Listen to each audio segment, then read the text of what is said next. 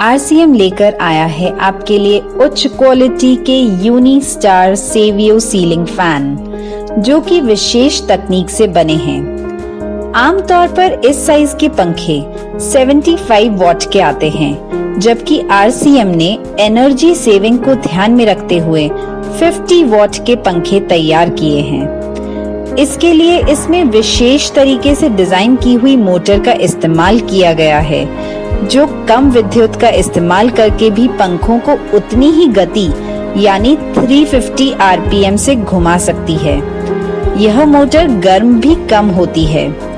इससे आपकी विद्युत की इतनी बचत होगी, जो कुछ वर्षों में इस पंखे की कीमत से भी ज्यादा होगी। इसके अलावा इसमें विशेष गुणवत्ता मापदंडों को अपनाया गया है।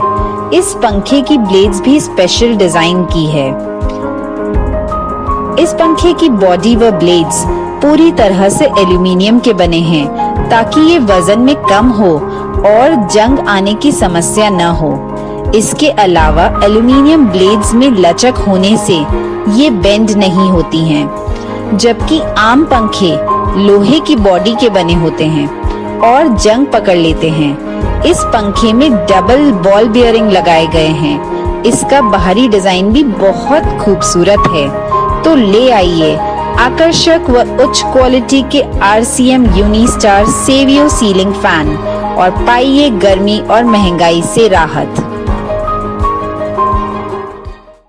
बहती हवा सा था वो, उड़ती पतंग सा था वो,